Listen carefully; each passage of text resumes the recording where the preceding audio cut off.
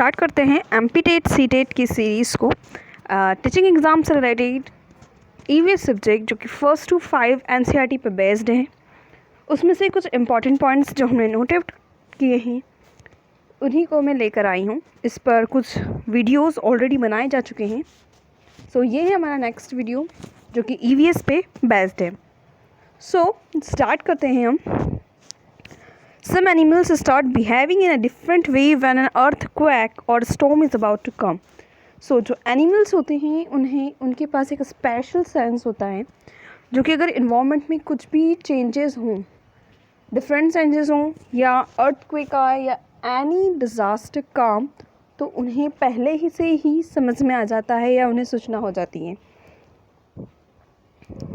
अब बात है एक फॉरेस्ट की जहाँ पे पीपल्स रहते थे, जो जनजातियाँ रहती हैं। उन्होंने इन एनिमल्स के बिहेवियर को, जो उनके बिहेवियर में चेंज आया था, उसे ऑब्ज़र्व करके जो डेंजर आने वाला था उसके बारे में पता लगा लिया, उसके बारे में उन्हें समझ आ गया। तो इस प्रकार से वो अपने आप को उस डेंजर से बचा पाते थे। तो जो फॉरेस्ट में ही रहते हैं उन्हें एनिमल बिहेवियर कब चेंज हो रहा है ये समझ आता है, और अगर कभी कोई डेंजर की बात होती है तो वो उन्हीं को ऑब्ज़र्व करके डेंजर से बच पाते हैं। नेक्स्ट है अबाउट स्लीप। तो स्लीप के बारे में कुछ कहानी है। सो जो लिज़ार्ड हैं वो बहुत लंबे समय तक सो सकती हैं, और कम से कम हम कह सकते हैं एक पूरा सीज़न मीन्स 3 to 4 मंथ तक वो सो सकती हैं। तो किसी किसी महीने में आप देखेंगे, किसी किसी सीजन्स में आपको छिपकलियाँ बाहर दिखेंगी और कभी कभी नहीं दिखेंगी। तो ये इसीलिए होता है क्योंकि वो कुछ सीजन्स में डीप स्लीप में चली जाती हैं। नेक्स्ट है काऊ की बात। तो काऊ अराउंड 4 आवर्स स्लीप करती है। वहीं पाइथन जो है वो 18 hours sleep, and giraffe sleeps around 2 hours, while cat around 12 hours. मतलब आधा दिन सोती हैं और आधा दिन शिकार करती हैं या कुछ भी खाती पीती रहती हैं। तो केट्स का है 12 आवर्स। सो यहाँ हमने देखा लिज़ार्ड जो है एक सीज़न के लिए सो सकती हैं, काऊ 4 आवर्स के लिए, पाइथन 18 आवर्स के लिए, वहीं जिराफ 2 आवर्स के लिए सबसे लंबा है लेकिन सबसे कम सोता है, वहीं कैट जो है वो 12 आवर्स के लिए सोती है। अब बात है टाइगर के बारे में। Things you need to know about the tigers. तो हमें कौन सी चीज़ें हैं जो हमें टाइगर के बारे में पता होनी चाहिए। तो जो टाइगर है रात में भी हमसे 6 गुना ज़्यादा अच्छा देख सकते हैं। वहीं जो टाइगर के विस्कर्स हैं वो बहुत ही कैसे होते हैं, सेंसिटिव होते हैं, और वो सेंस कर पाते हैं मूवमेंट को उनके विस्कर्स की वजह से। मतलब वो जो इतने फास्टली सेंस कर लेते हैं या पता चल जाता है उनको कि कोई है आसपास, तो वो किसकी वजह से, तो वो उनके विस्कर्स की वजह से। तो विस्कर्स की वजह से वो मूवमेंट सेंस कर सकते हैं और एयर में जो वाइब्रेशंस हैं उन्हें सेंस कर सकते हैं। मतलब वो बहुत ज़्यादा सेंसिटिव होते हैं जो विस्कर्स हैं टाइगर के। नेक्स्ट कि विस्कर्स की मदद से ही टाइगर्स जो है वो डार्क में मूव कर पाता है और अपना प्रे मतलब अपना शिकार ढूंढ पाता है। टाइगर की जो सेंस ऑफ हियरिंग है वो बहुत शार्प होती है, इतनी शार्प कि वो 2 चीज़ों में फ़र्क पता कर पाता है कि जो साउंड है वो किसी एनिमल मूव कर रहा है ग्रास में उसका है, या जो पत्तियाँ सरसराती हैं हवा की वजह से उसका है। तो इन दोनों में डिफरेंस वो बड़े आसानी से पता कर लेता है क्योंकि सेंस ऑफ हियरिंग उसकी बहुत शार्प होती है। वहीं हम देखते हैं ये तो बात थी टाइगर के विस्कर्स की। अब बात है टाइगर के ईयर्स की। तो टाइगर के जो ईयर्स है वो डिफरेंट डायरेक्शन में मूव करते हैं, और वो ऐसा इसलिए होते हैं क्योंकि ये अलग अलग जगह के साउंड्स को कैप्चर करने में उसको मदद करते हैं, और जैसे जैसे वो साउंड कैप्चर करता है उन्हें सेंस कर पाता है और पता लग पाता है उसको कि कहाँ कोई है और किसकी आवाज़ है। तो ये सारी चीज़ें सेंस कर सकता है वो। अब है आवाज़ निकालने की, तो उस टाइगर की आवाज़ दहाड़ तो बहुत ज़्यादा, बोल सकते हैं बहुत ज़्यादा किलोमीटर्स तक सुनाई दे सकती है। लेकिन हर वक्त जो टाइगर की आवाज़ है वो एक जैसी नहीं होती है। अलग अलग पर्पसेस के लिए अलग अलग साउंड्स का वो यूज़ करते हैं। कभी बहुत तेज़ होती है, कभी लो पिच की भी होती है, कभी हाई पिच की होती है, कभी मिडिल की होती है, और जो आवाज़ का जो पैटर्न है वो भी चेंजेस होते रहता है। वो डिपेंड करता है पर्पस के लिए। तो हमने कुछ एग्जांपल देखे हैं, जैसे कि एंगर में जो है अलग होगी, और अगर टाइग्रेस को बुलाना चाहता है तो अलग होगी।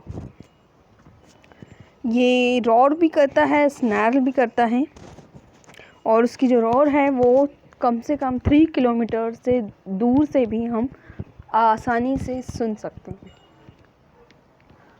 नेक्स्ट है डेंजर टू एनिमल्स। अब एनिमल्स इतने सेंसिटिव भी होते हैं, उन्हें हर चीज़ के बारे में फटाफट पता भी चल जाता है, लेकिन फिर भी कुछ ऐसी ह्यूमन एक्टिविटीज़ है जिसकी वजह से एनिमल्स डेंजर में ही, खतरे में हैं। तो ये भी हमें पता होना चाहिए, और इसके बारे में बच्चों को भी बतानी चाहिए हमें, और उन्हें बताना चाहिए कि हमें किस प्रकार से कौन सी एक्टिविटीज़ नहीं करना चाहिए ताकि हम एनिमल्स को बचा पाएँ। अब बात आती है टाइगर की, जिसके बारे में हमने अभी पढ़ा। तो हमने देखा कि टाइगर सबसे मोस्ट अलर्ट एनिमल्स है, लेकिन फिर भी आज हम देखें तो tigers, number of tigers regularly decrease होते जा रहे हैं। वहीं जो एलिफेंट्स हैं वो भी बहुत, बोल सकते हैं अलर्ट टाइप भी होते हैं, इतने बड़े भी होते हैं, लेकिन फिर भी उन्हें मारा जाता है। किसके लिए मारा जाता है? तो टस्क के लिए। हाथी के जो दांत होते हैं उन्हें टस्क कहते हैं, और उन्हीं की वजह से उन्हें मार दिया जाता है। वही राइनोसोरस जो होता है, गेंडा, उसका एक हॉर्न होता है, तो उसके लिए उसे मारा जाता है। वहीं हम टाइगर, क्रोकोडाइल और स्नैक की बात करें तो इन्हें मारा जाता है इनकी स्किन्स के लिए। इन सब चीज़ों से कुछ न कुछ चीज़ें बनती हैं जिसकी वजह से इन्हें मारा जाता है। नेक्स्ट है मस्क डियर। तो मस्क डियर जो है उसको मारा जाता है क्योंकि उसकी जो मस्क में सेंट होता है, तो उसे सेंट को कलेक्ट करने के लिए ही उसे मार दिया जाता है।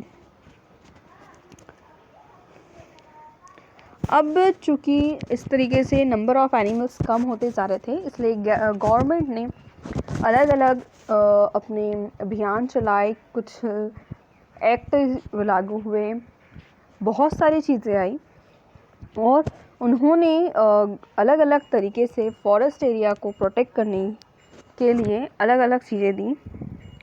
तो हम वो देखते हैं। यहाँ कुछ एग्जांपल्स हैं, जैसे जिम कॉर्बेट नेशनल पार्क है उत्तराखंड में, और घाना में, और जो घाना है वो भरतपुर डिस्ट्रिक्ट में है, जो कि राजस्थान में है। राजस्थान के भरतपुर डिस्ट्रिक्ट में घाना नेशनल पार्क है। वहीं उत्तराखंड में जिम कॉर्बेट नेशनल पार्क है। तो ये कुछ नेशनल पार्क्स हैं। दो हमने नेशनल पार्क के एग्जांपल लिए हैं, ऐसे कई नेशनल पार्क्स हैं जो कि गवर्नमेंट द्वारा ऑथराइज रहे। वो इनकी देखभाल भी करते हैं और देखते हैं कि यहाँ कोई व्यक्ति एनिमल को ना मारे। जैसे हम काला हिरण देख सकते हैं कि सलमान खान और इन लोग दूसरे जो एक्टर्स हैं उनके थ्रू से जो भी हुआ था, मर गया था, तो उसकी वजह से गवर्नमेंट की पॉलिसी लागू हुई थी और इसी वजह से उन पे केस भी चला था।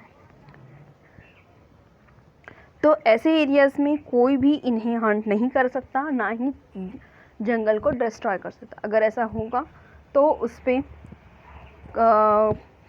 बहुत ज़्यादा मतलब अलग अलग चार्जेस लगते हैं और भी बहुत सारी चीज़ें होती हैं। तो ये थी कुछ बातें कि हमारे एनिमल्स को किस प्रकार से डेंजर हैं, और इस डेंजर को और ज़्यादा ना बढ़े इसलिए गवर्नमेंट की तरफ से अलग अलग एक्ट चलाए जाते हैं। नेक्स्ट है स्नेक चार्मर की स्टोरी। जो सपेरा होते हैं, जो सपेरे होते हैं जो स्नेक्स को पकड़ते हैं, उनको कालबेलियाज भी कहा जाता है। तो सपेरास को क्या बोलेंगे? कालबेलिया भी बोलते हैं। वहीं हम देखें नागगुम्फन, एक वर्ड है नागगुम्फन। ये एक्चुअली में एक टाइप की पेंटिंग बोल सकते हैं, और या ये डिज़ाइन है जो कि यूज़ की जाती है। जैसे हम अलग अलग प्रकार की डिज़ाइनें यूज़ करते हैं रंगोली बनाते वक्त, मेहंदी बनाते वक्त और भी पेंटिंग बनाते वक्त। तो ये एक प्रकार की नाग गुम्फन जो है वो एक प्रकार की डिज़ाइन है या एक आर्ट है। तो अब इसे यूज़ काय में किया जाता है, इसे रंगोली में भी यूज़ किया जाता है, एम्ब्रॉयडरी में भी यूज़ किया जाता है, और वॉल का डेकोरेशन करना हो तो उसमें भी किया जाता है। अब ये कहाँ कहाँ पे यूज़ किया जाता है? मोस्टली ये यूज़ किया जाता है सौराष्ट्र में, गुजरात में और साउथ इंडिया में। 3 जगह प्लेसेस ऐसी है जहाँ सबसे ज़्यादा नाग गुम्फन का यूज़ किया जाता है। तो नाग गुम्फन जो है